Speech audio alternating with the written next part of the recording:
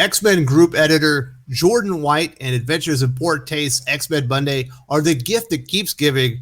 And this week we got an end of 2021 look back by Jordan White and a look forward to 2022.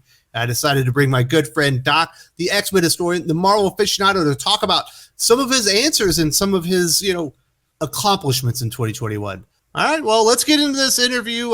There is a link in the video description if you want to read the whole thing. We are not hitting all the questions. It was actually quite long.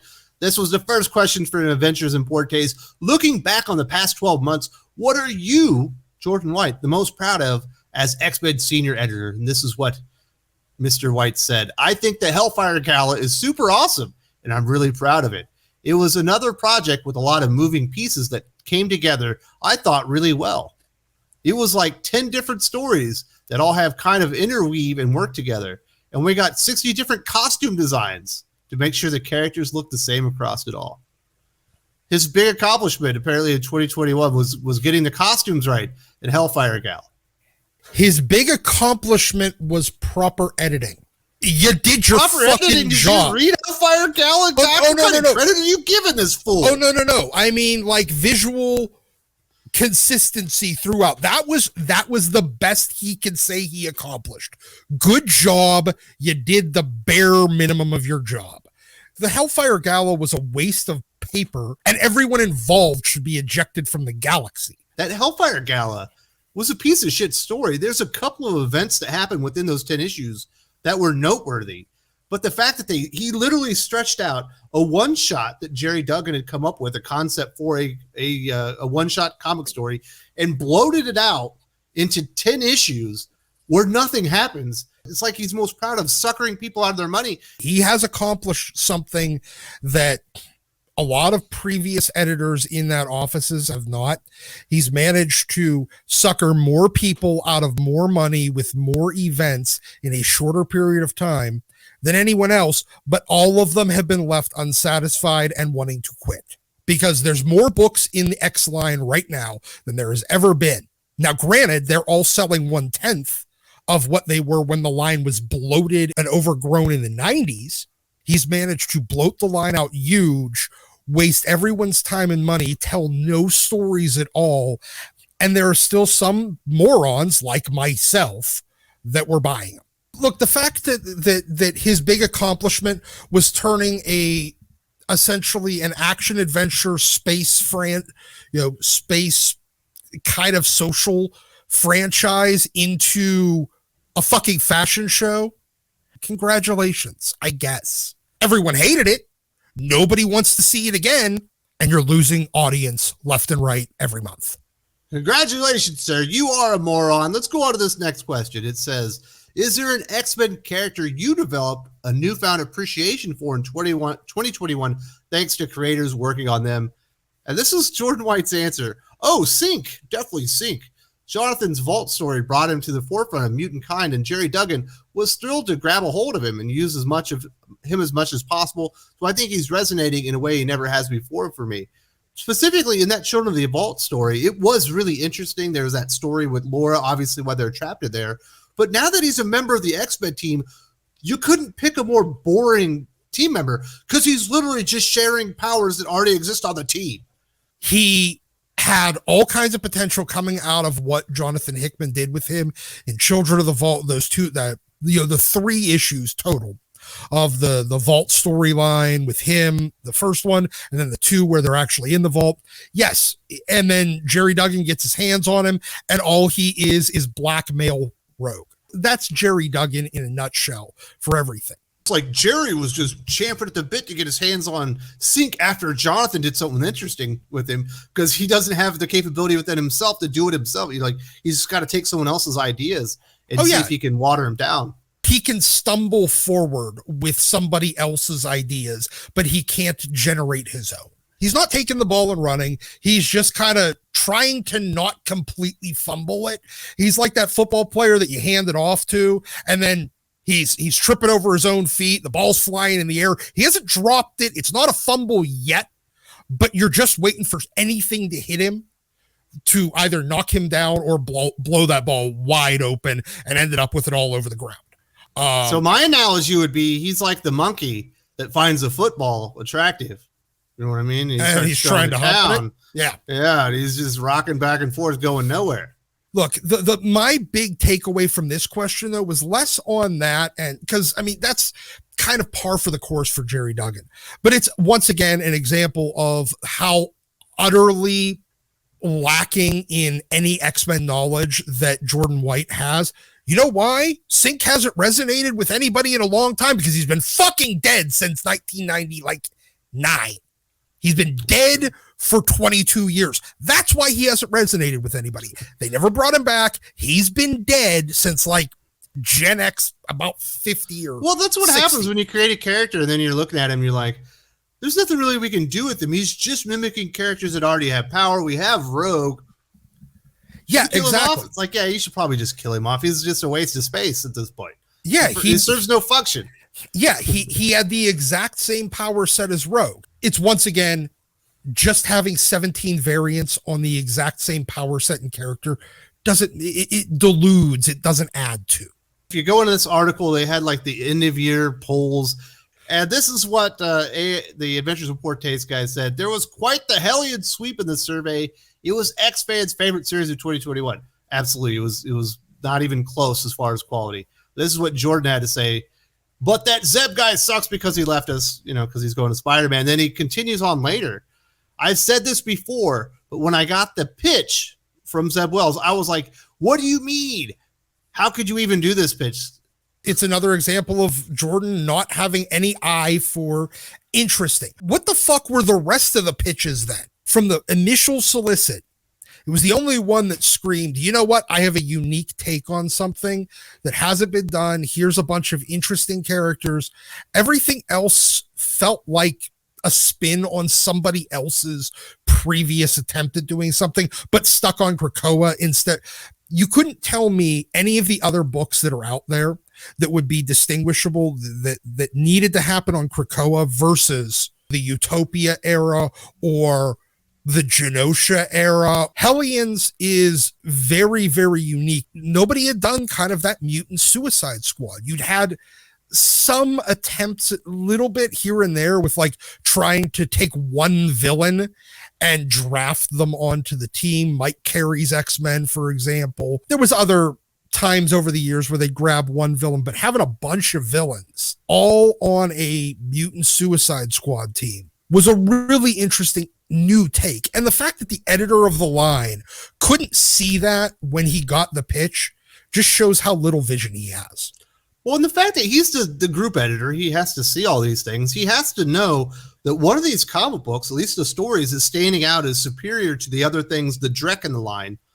Why aren't we learning something about what Zeb Wells is doing correctly?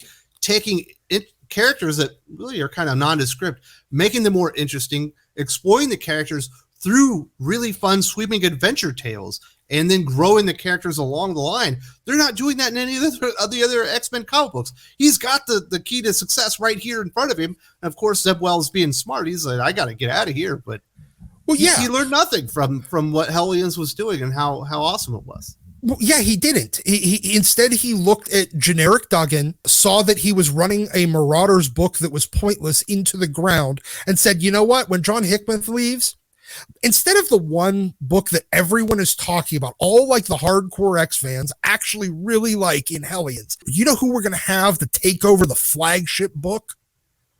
The fucking guy that's running this shit into the ground and has never written anything that is sold in his entire career. You should have seen the fan result or the fan reaction to the Hellions book and been like, Zeb, okay, you're the guy getting the promotion here.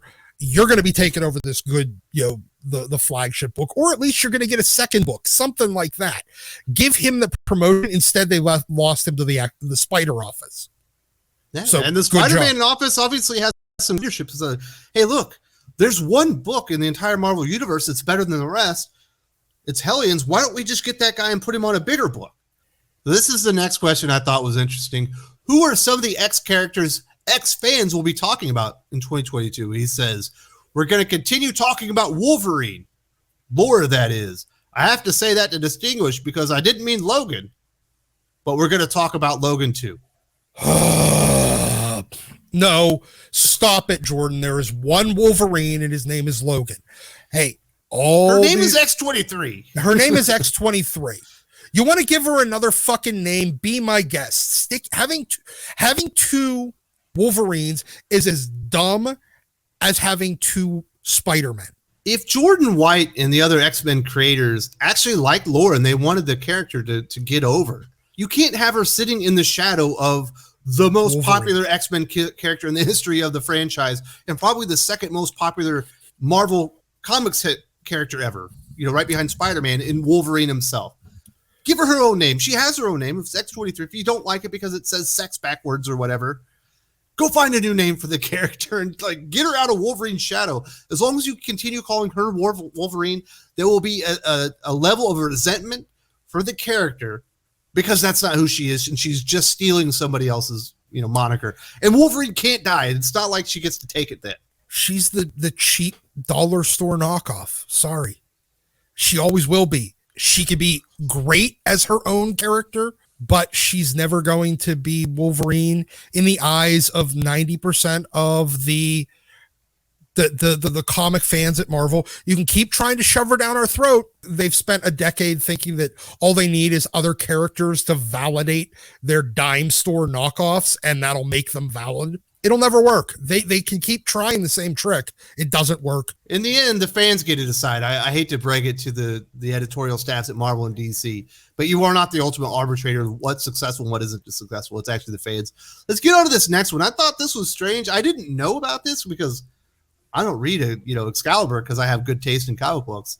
But it says, can we expect to see more of Betsy and Rachel's burgeoning relationship in Knights of X?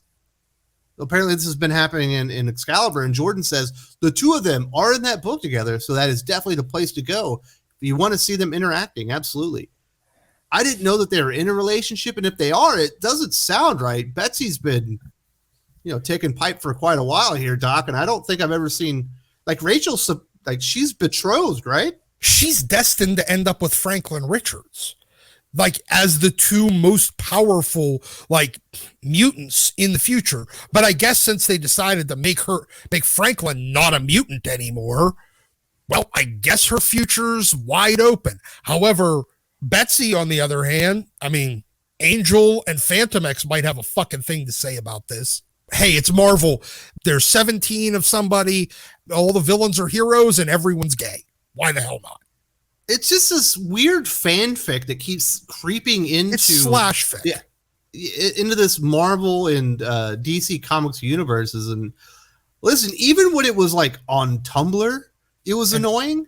But now that it's actually creeping into the real universe, it's get this shit out of here, man. It's it just makes everyone roll their eyes. It's tiresome at this point. There's no headline to be had because you've already done this so many times. You've gone to the well so often. All you got to do is go on to Tumblr or AO3 or whatever source of slash fic you're pulling your ideas from. Look at what their readership is for that particular slash fic story. And you know what? Divide that by 100. That's what your sales are going to be. If it had 100 views, congratulations. You're going to sell one fucking comic book. And you know who you're going to piss off? 10,000 people. That's all you're going to do.